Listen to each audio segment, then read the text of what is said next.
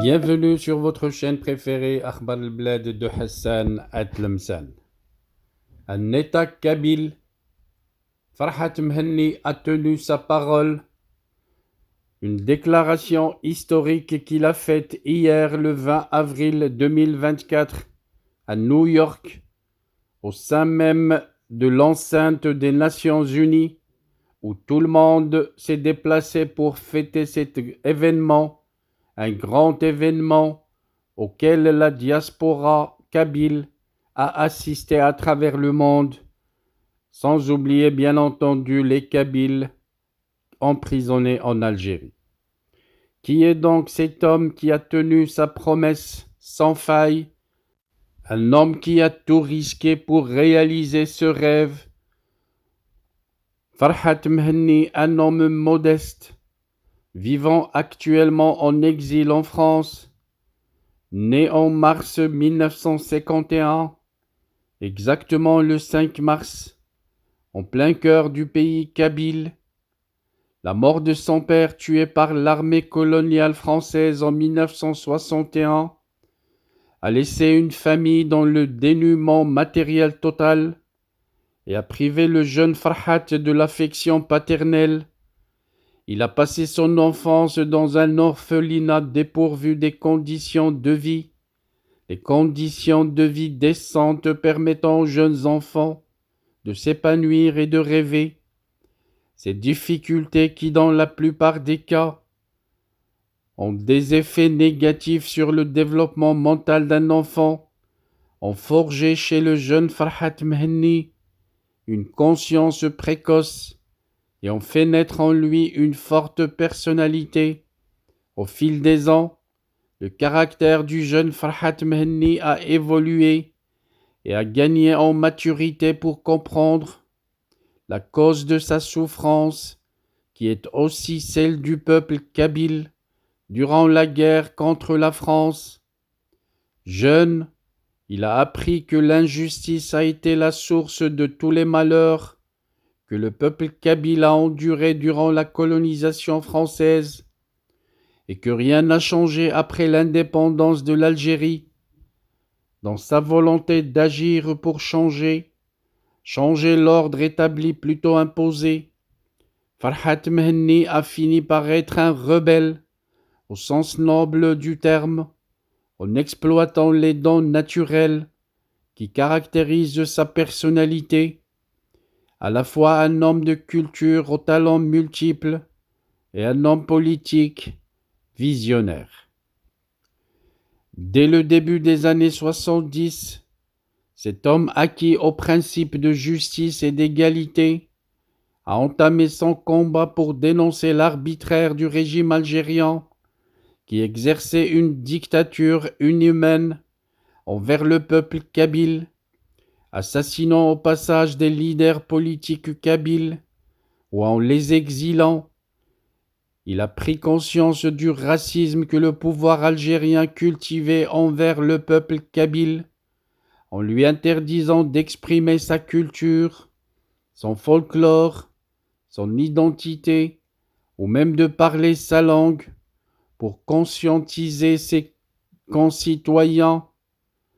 Farhat Mhenni a jugé que le malheur vecteur pour transmettre son message de préoccupation au sujet du danger de la disparition de l'identité kabyle, demeure la chanson engagée. C'est ainsi qu'il a entamé une carrière d'artiste, en composant des chansons et en interprétant des textes foisonnants, de métaphores ou d'allusions qui n'ont pas échappé à la sécurité militaire de l'époque, au point où, dit-on, dès la fin d'un concert de musique, il se rendait lui-même au poste de police pour les informer qu'il avait chanté. Sa poésie, soutenue par une musique mélodieuse, véhicule un sens incisif et un contenu jugé subversif par le pouvoir algérien, lui a valu le pseudonyme de Macky Sall de la chanson par le grand écrivain et dramaturge algérien Kateb Yassine.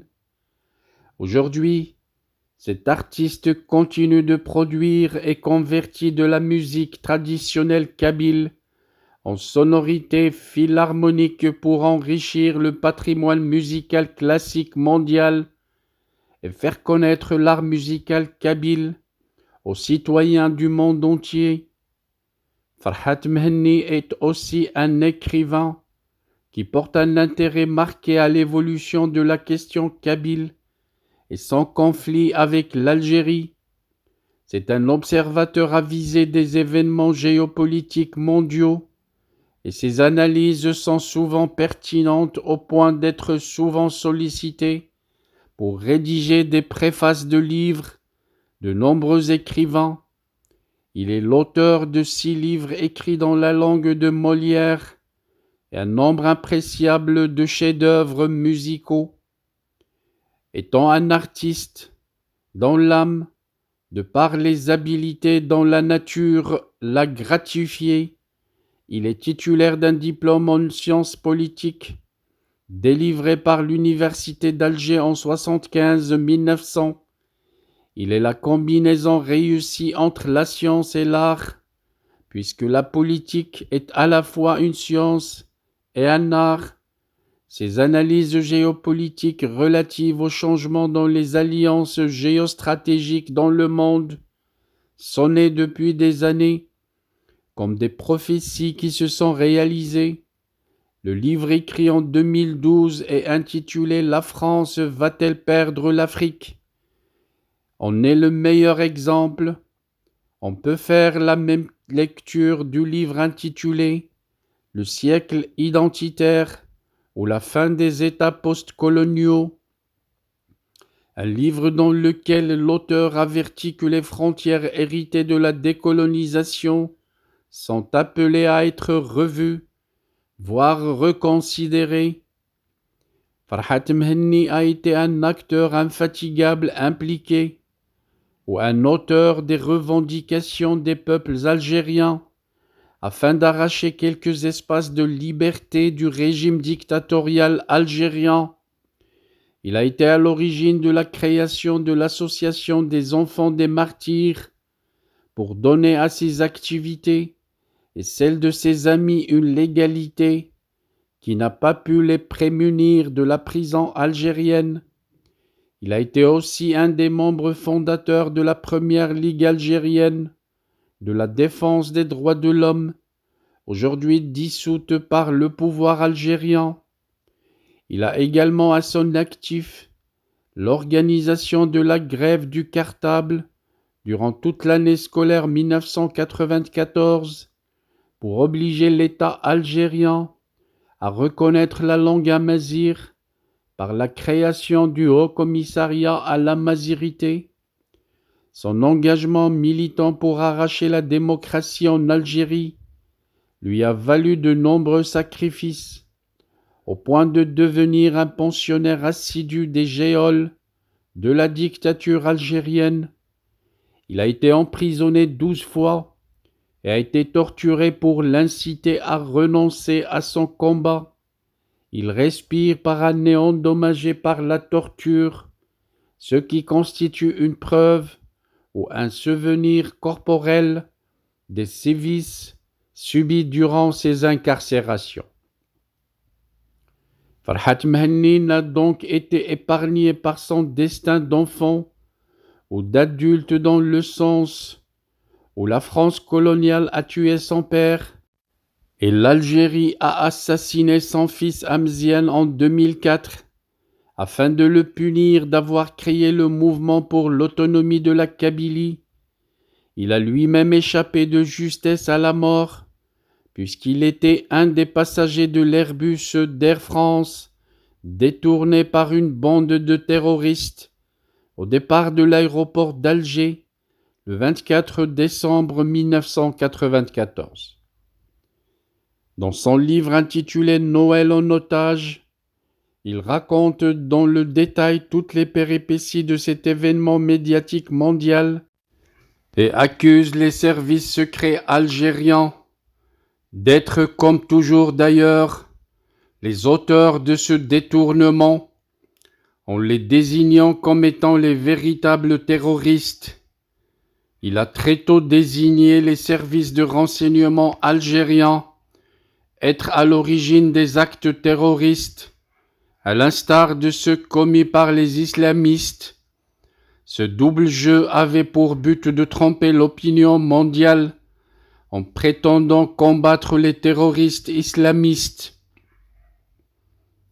Quelques années plus tard, ce sont les rues algériennes, lors du mouvement populaire du Hirak, qui ont scandé cette vérité en arabe.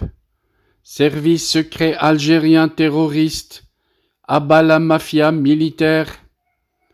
En dépit de toutes les souffrances qu'il a endurées, malgré toute la diabolisation dont l'accable le pouvoir algérien, pour ternir son parcours de militant de la paix, il est attaché au combat pacifique pour que le peuple kabyle recouvre sa liberté. Il est aussi le premier à évoquer le droit d'ingérence écologique pour permettre à l'Organisation des Nations Unies d'intervenir dans les pays où ce sont les États eux-mêmes qui déclenchent volontairement les incendies afin de punir une population qui conteste les décisions du gouvernement. Il considère à juste raison que la terre est un patrimoine naturel mondial et qu'aucun État ou individu n'a le droit de le saccager sous aucun motif. Cet homme politique ne nourrit aucun esprit ou attitude de vengeance envers tous ceux qui lui ont fait du mal, comme peut l'attester sa réponse candide et spontanée à une animatrice de radio, lui demandant si l'on veut à ceux qui l'ont torturé, en répliquant par la négative. Par ailleurs, de nombreux citoyens lui trouvent des points communs avec le grand leader sud-africain, au point de le surnommer le Nelson Mandela de l'Afrique du Nord. Cette comparaison n'est pas du tout exagérée, du fait que les sévices subis par ce politicien dans les geôles algériennes et le harcèlement toute sa vie par les services de sécurité algériens ont failli lui ôter la vie à plusieurs reprises. Le régime algérien, incarné par une dictature militaire plus cruelle que le régime d'apartheid sud-africain, l'aurait même assassiné en prison, comme il l'a fait avec Kamel Eddine Fkar, le leader autonomiste du Mzab. Il a eu la vie sauve que grâce à sa fuite vers la France, conclut l'auteur de cette note d'information sur Farhat Mehenni. Our hearts beat to the city streets. We began to feel the fire. We rise like tall buildings as the chemicals they take us higher. The night's young, it has just begun as she puts her hand in